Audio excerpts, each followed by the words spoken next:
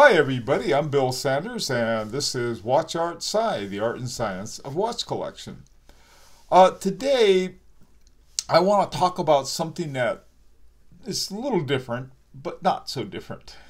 And that is the decision-making process on a particular watch. Now, different watches may have a different process that you may be involved in. Let's say, for example, there's a watch you want and you save up the money and you go out and buy the watch.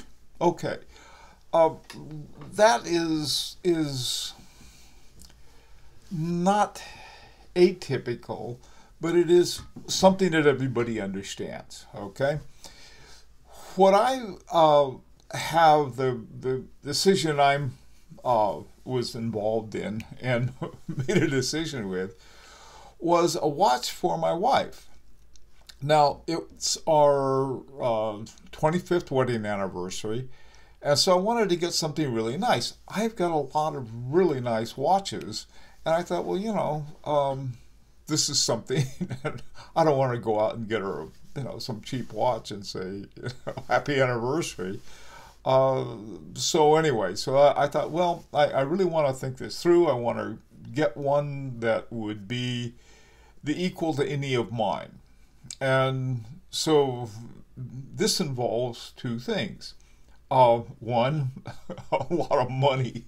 It always involves that. Or trading in some of my current collection. Okay, or more typically both. All right, so what I want to do, I want to sort of walk through the process. Now, the things that I wanted, I wanted to get something out of a precious metal.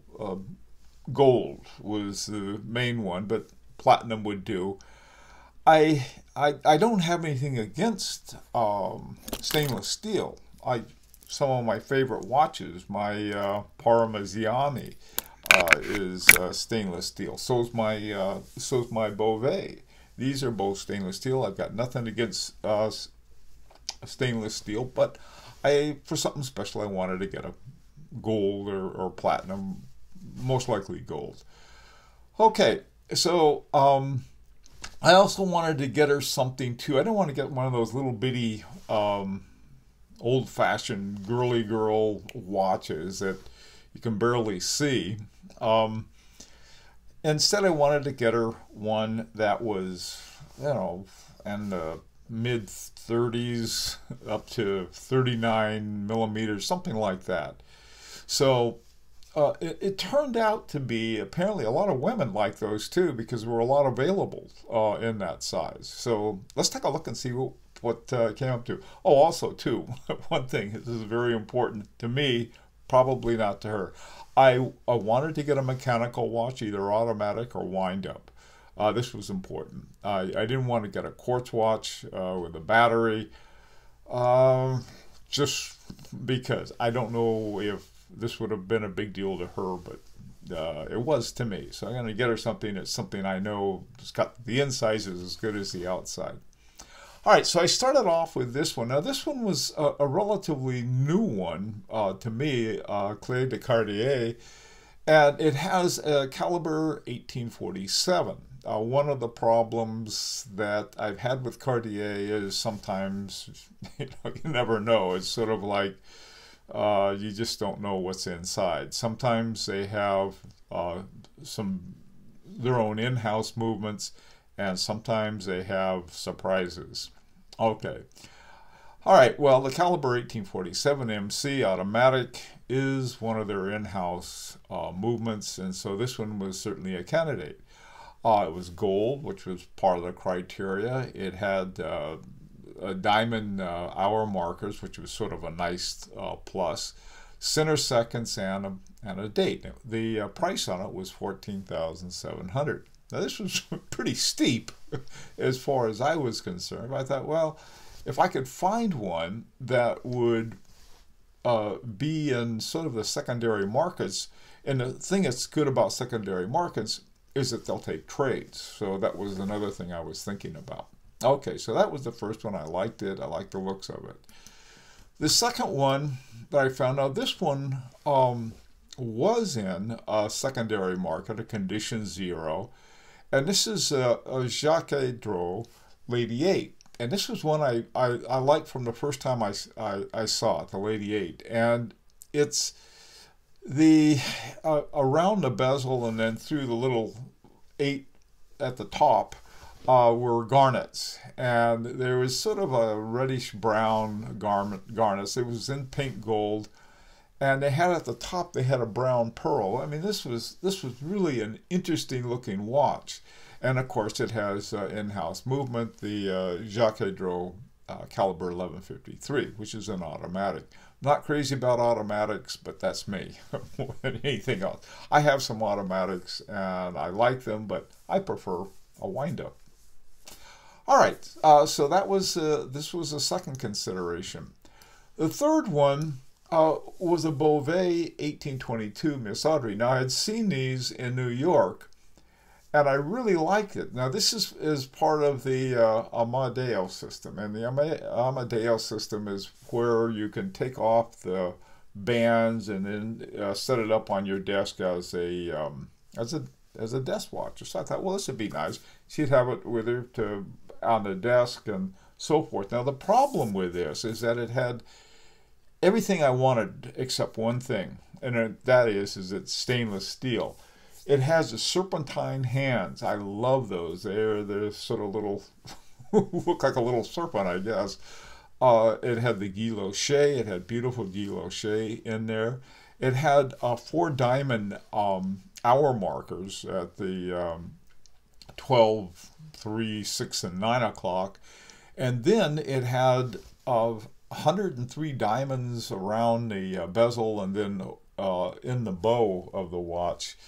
I mean, really a very nice watch. And then it had 5 sapphires, 1 at each end of the lugs, and then 1 on top of the crown, a nice big one on top of the crown. So yeah, I mean, this was a very cool watch. But it was made out of stainless steel, and was listed at $14,271. Now that $14,271 is not AD price. This was a secondary market. Apparently Bovet this last year decided to try it in a lot of different places. So I found a pretty good buy on one. I think at the AD they run about 20,000. Another problem with this is that the secondary markets that I found these in,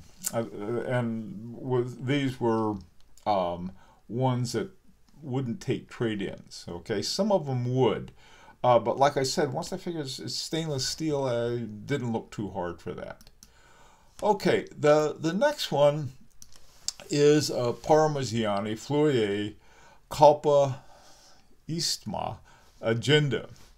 Now this watch I really like. I have my own Kalpa, and this one's got the same movement as this one. It's been a great movement, and it's the PF 331, which is made by Parmigiani. It had a white mother of pearl dial. Now, mother of pearl dial, I really, really like. I thought, well, this would be a special thing.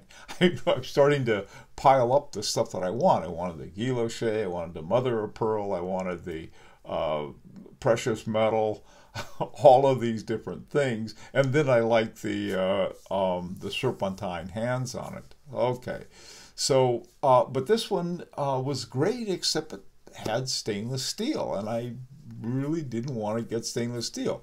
The number markers of hour markers are in gold, but I think they're gold plate on top of something. I don't know why they did that. I mean, it's like, okay, I know gold prices are crazy high, but they plated that part of it. Yeah, go figure. Okay, nice size, 37.5 by 31, which is, now this guy is a big guy, but the Kalparisma is not. It's a woman's size. 12,600.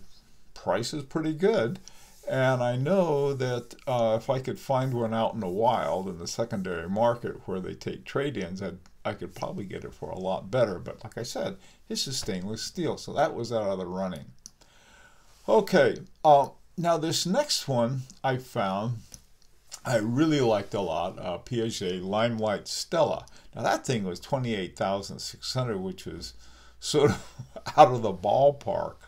But I knew somebody, Federico used to work with him, and he would, if anybody would, he would know where I could probably get it at a better price.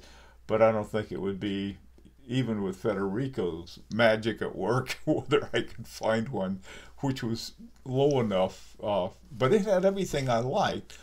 Wasn't crazy about the hands, but it had it was gold, rose gold, 36 millimeter, in-house, manufactured Piaget, 584p automatic. So this was a nice watch, and I love the looks of it. But like I said, it's pretty expensive, and whether I could have found that at a price I could afford, it may have been problematic. Okay, now this one I really liked. When I covered Moritz Grossmann in an earlier video, I saw this, and this was just like, wow, what a great looking watch. I really like this.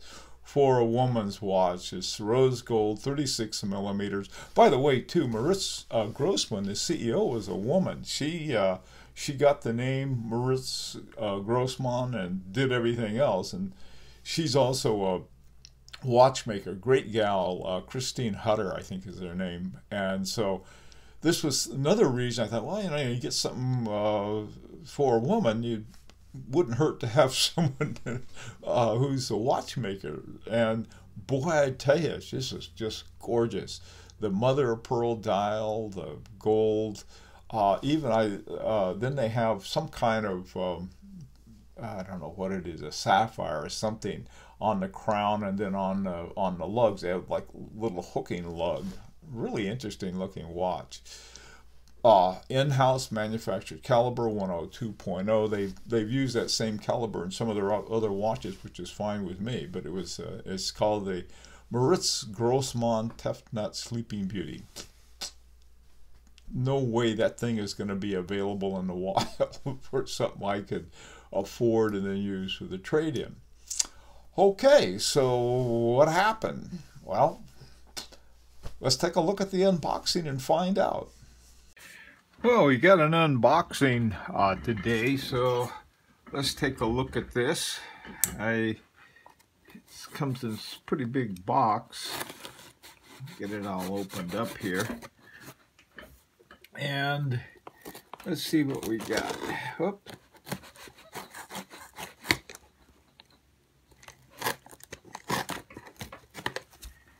Oh boy, here we go. Okay, lots of popcorn, as they say. Okay, I'll move it. And it's very well packed. Oh boy.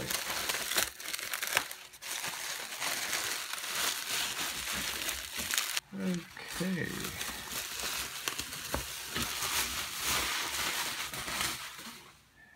Now this is a Bovet, and it has, okay. Yikes.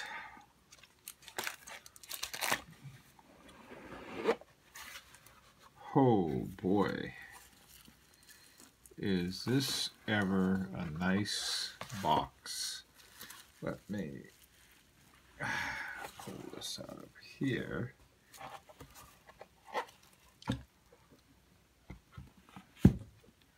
Let's take a look and see what's inside here. Okay, here's a very nice case. Looks like a leather covered case, and we'll give it an opening up. And here we are here. let's take a look and see what we got here. Okay. This is a Bovet. It is a very good looking watch. Now, what this is part of what they call the Amato system. And the Amato system is one that you can use it as a little desk watch, a desktop watch, or what you can do is that you can use it as a wristwatch. Let me get this sticky fingers. So a couple little holes down here, and you plug it in, and there we are. And we just close that up. Here, these have two sapphires on either end. You pop this in here, push in the sapphires, and voila. Here you have now the a wristwatch, Bovet. The details of this are really stunning. It's all 18 karat gold. And with this little back stand, it takes a lot of gold. It's a relatively heavy watch, and it's a fairly thick watch. For a woman's watch, it'll save you a trip to the gym maybe. It comes with a brown gator band, and it also has a 18 karat gold buckle.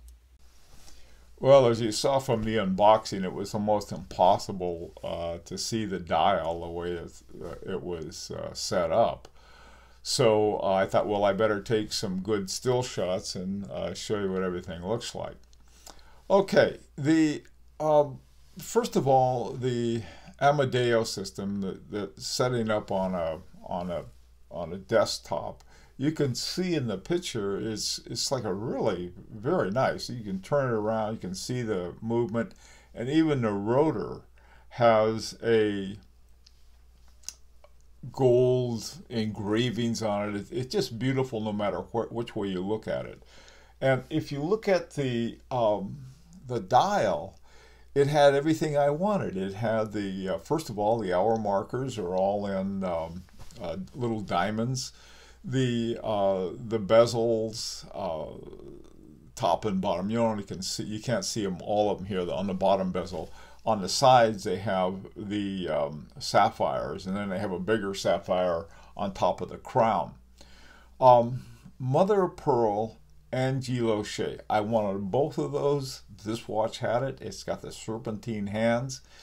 And I gotta tell you something else. When I got that thing into my hands, one of the first things I did was to put it on the time grapher. I couldn't believe it. That thing had, I mean, it was fantastic. I mean, it was extremely good. I think it was under a minute of variation. Really very top notch. So I'm very happy with this. Okay, so let me talk about a little what this thing cost. Originally, this had been listed at $44,000, right? And it also comes with a chain for a pocket watch. I'm not sure. They have other chains for necklaces, but some of them they put with pocket watches, maybe for some, a woman with a business suit wanted to have a pocket watch. I'm not really sure what it was for, but that was what they did. Okay, the price originally was $44,000, which is back in 2011. Okay, now there was no way I could get anything like that, but I wanted to buy a condition 0 watch or a new one. Okay, well, I found this one in condition 0. The first place I found it, they wanted $32,000 for it. Man, I can't afford that.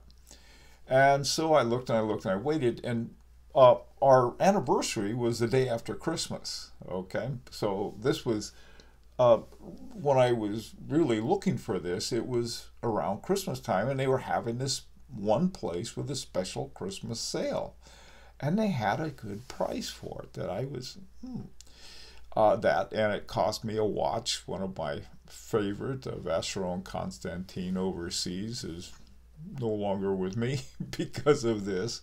So I got this. Again, it was a matter of finding everything that I wanted, but the watch I ended up with was so much more than I expected, because I went through everything else, and it was, ironically, this had originally been the most expensive watch of all of the ones I saw. But fortunately, it was I don't know, I think they came out in 2011, and I guess it did okay up for a point, but then when they have stock left over, they have to do something with it, and I found it. So that's pretty much what it is. And this is a matter of searching, and also too, I found a place that was selling it. It was a well-known dealer in Florida, where a lot of your online dealers that you can find. Okay. So I gave it to my wife, and one of the things, it is a little thick, all right, heavy, it's all gold. All right, well, so she put it on, she loved it, she just thought it was great, and so that was happy. There's my wife's arm. She said something really, she said to me, my eyes are up here. Now, I was... For a watch lover, you're looking at the watch, not the eyes. Some other features that are gazed upon. I was looking at the watch too much. Okay, finally, this is, now my wife has a Bovet, and we both have Bovets, and so that was my story, and love to hear your comments. This, like I said, it's a little different, but it's really involved pretty much the same thing that we do, hunting for watches. And if you'd like to subscribe, this is an invitation. And otherwise, I hope to see you next Friday. And it's New Year's Eve, so Happy New Year. I hope everyone has a wonderful New Year's, and I'll see you next year.